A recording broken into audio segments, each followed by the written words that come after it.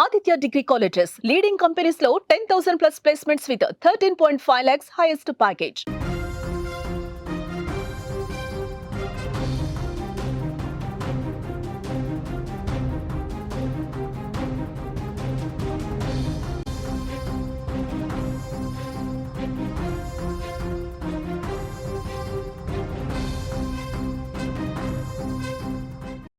Omelette మాడిపోయిందని దంపతులకు మధ్య గొడవ.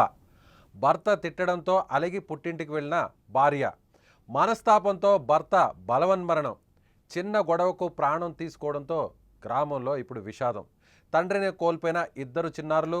పార్వతీపురం మన్యం జిల్లా సాలూరులో ఘటన. ఆమ్లెట్ గొడవ ప్రాణం తీసింది. మీరు విన్నది నిజమే. గుడ్డు అట్టుమాడిందని దంపతుల మధ్య జరిగిన గొడవ భర్త ప్రాణాలను బలికొంది. ఇద్దరు పిల్లలకు తండ్రిని కూడా దూరం చేసింది. పార్వతీపురం మన్యం జిల్లా సాలూరులో జరిగిన ఈ ఘటన చూసి అంతా ఇప్పుడు అవక్కవుతున్నారు.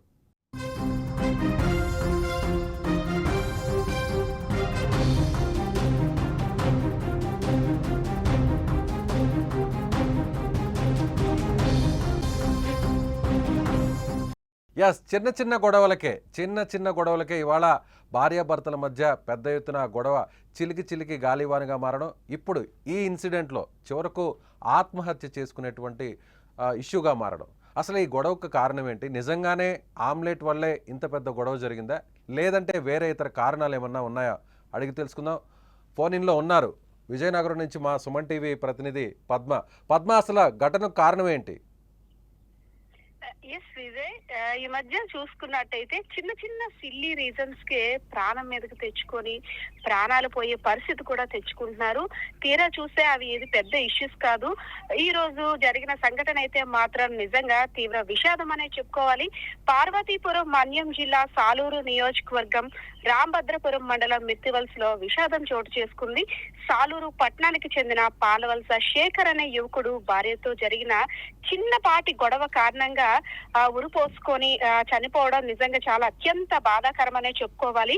సో దీన్ని బట్టి చూసుకున్నట్టయితే కొంత అంటే హాస్యాస్పదంగా ఉన్నప్పటికీ కూడా మనిషి ఏ విధంగా మారిపోతున్నాడో, ఏ సంఘటనలు కూడా సహించలేనంతగా మారిపోతున్నాడు. ఇది ఒక్కటే ఉదాహరణ అని చెప్పుకోవచ్చు. శేఖర్ కు 4 ఏళ్ల క్రితం ఆదిలక్ష్మి అనే యువతితో మ్యారేజ్ అయింది.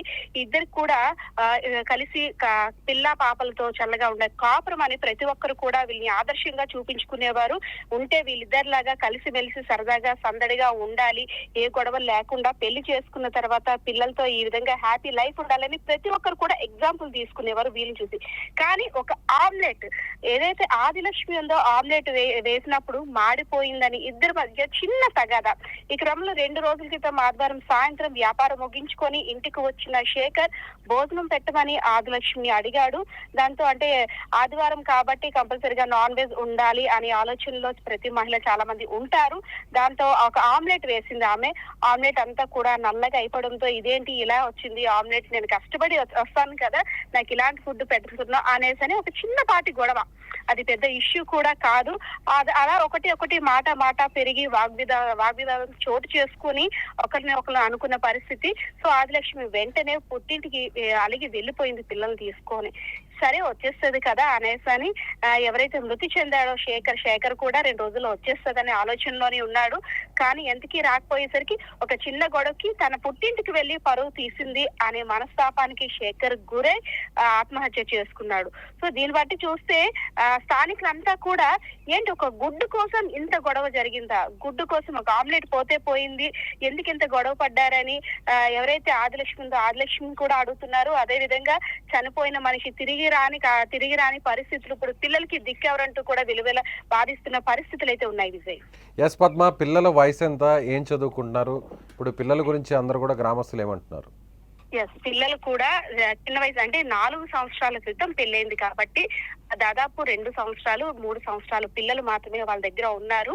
సో అంటే ఈ గొడవ కారణంగా దేవుడు ఎందుకు ఇలా చేశాడో ఆ ఒక్క నిమిషం నేను ఓపిక్గా గొడవని శాంతింపజేసుకున్నట్టయితే ఇంత కారణం అయ్యే ఉండేది కాదు కదా, నా భర్త నా దగ్గర ఉండేవాడు, నా పిల్లలకి తండ్రి ఉండేవాడని ఆదిలక్ష్మి కూడా విలువెల్ల ఏడుస్తున్న పరిస్థితి. అయితే తిను ఎవరైతే మృతి చెందాడో శేఖర్ వెదురు బొంగులు అవి ఇవి అల్లుతూ జీవనం కొనసాగిస్తున్నాడు. అదే విధంగా సబ్బవరంలో కందుకూరు సామాగ్రి వ్యాపారి వద్ద పనిచేస్తూ జీవనం కూడా కొన్నాళ్ళు చేశాడు. తర్వాత ఇంటి ఖర్చులకి డబ్బులు సరిపోక ఖాళీ ఉండే సమయంలో అంటే ఈ దీపావళి దసరా సమయంలో ఆ సబ్బవరం వచ్చి కొంత వర్క్ చేసుకొని మిగిలిన టైంలో వెదురు సామాన్లు అంటే వెదురు బుట్టలు అల్లడం ఆ వర్క్ చేసుకుంటూ జీవనం కొనసాగిస్తున్నాడు విజయ్. ఎస్ పద్మ.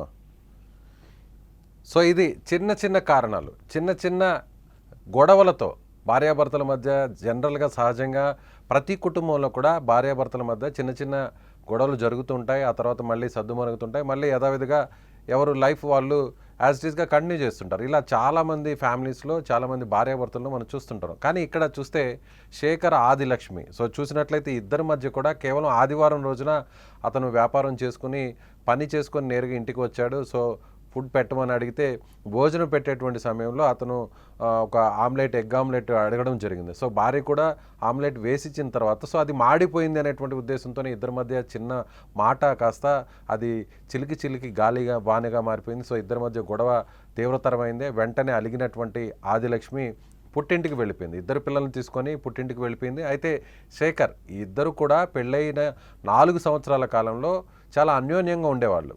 సో చాలా కలిసిమెలిసి ఎంతో సంతోషంగా ఉండేవాళ్ళు. ఎక్కడా కూడా ఒక చిన్నపాటి గొడవ కూడా ఈ భార్యాభర్తలు ఇద్దరి మధ్య జరిగేది కాదు.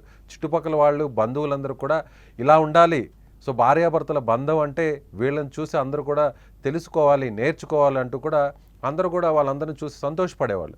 అలాంటి ఈ జంట మధ్య కేవలం అసలు కారణమే లేనటువంటి ఇష్యూ, కేవలం ఎగ్ ఆమ్లెట్ మాడిపోయింది అనేటువంటి ఒక చిన్న కారణంతో ఇద్దరి మధ్య ఇగోకపోవడం, ఇద్దరు కూడా వాగ్వాదం తీవ్రతరం అవడం, ఆ తర్వాత ఆమె అలిగి నేరుగా పుట్టింటికి వెళ్ళిపోవడంతో 2 రోజులు శేఖర్ ఎదురు చూశాడు. 2 రోజులు ఎలాగైనా సరే చిన్న గొడవే కదా, తిరిగి వెనక్కి వచ్చేస్తుంది సో అంటూ ఒకరోజు ఆయన సోమవారం వరకు వెయిట్ చేశాడు.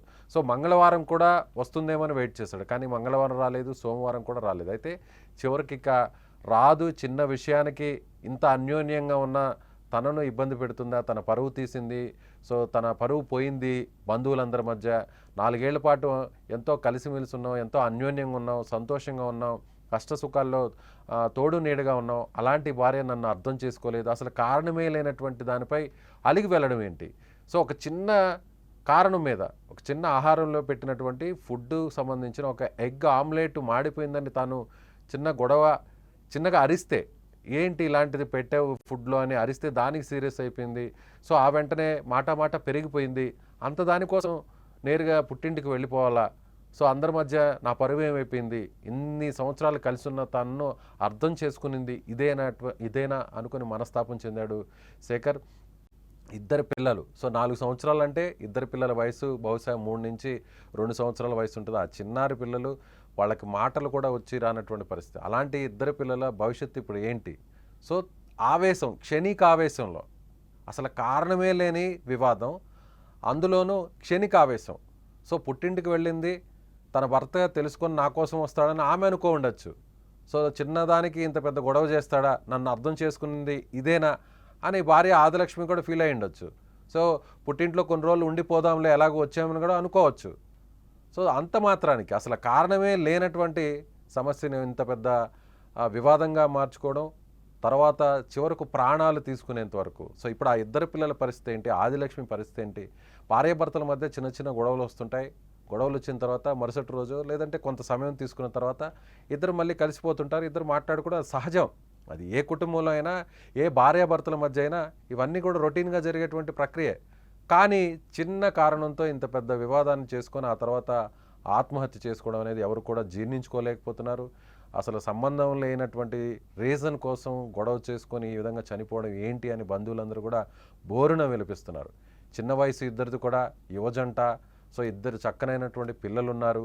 కష్టపడి శేఖర్ అక్కడ ఇక్కడ పని చేసుకొని వెదురు బొంగులు, వెదురు పుల్లలు అల్లుకోవడం, లేదంటే బాణసంచా తయారీ కేంద్రంలో మరో కొద్ది రోజులు అక్కడ పని చేయడం, పండుగ సీజన్ వచ్చిందంటే ఇలా కుటుంబాన్ని చక్కగా లీడ్ చేయాలి, కుటుంబాన్ని చక్కగా పోషించాలి, తన సంపాదనతో పిల్లల్ని మంచిగా చదివించి మంచి భవిష్యత్తు ఇవ్వాలి అని ఇలా భార్యాభర్తలు ఇద్దరు కూడా ఎన్నో కలలు కొన్నారు. కానీ అసలు కారణమే లేనటువంటి ఒక చిన్న ఇష్యూ కోసం ఈ విధంగా చనిపోవడం అనేది ఎవరు కూడా తట్టుకోలేనటువంటి పరిస్థితి. సో భార్యాభర్తలు ఈ వీడియో చూస్తున్నటువంటి వారందరూ కూడా చిన్న చిన్న కారణాలతో ఈగోస్కి పోయి ఆ గొడవను కాస్త పెద్దది చేసుకోవద్దు. సో చిన్న కారణం కోసం వాదులాడుకొని చివరికి ఒక పెద్ద గాలివానగా మార్చుకోవద్దు. ఎవరో ఒకరు తగ్గాలి, కలిసిమెలిసి ఉండడమే ఆ వైవాహిక జీవితంలో భార్యాభర్తల మధ్య ఆ అన్యోన్యత ఉండాలి. ఆ అవగాహన అనేది పరస్పరం ఉంటేనే జీవితంలో ముందుకెళ్లారు. సో మీరు ఇలాంటి చిన్న చిన్న తప్పులకి పెద్దదిగా చేసుకోవద్దనేది విన్నపం.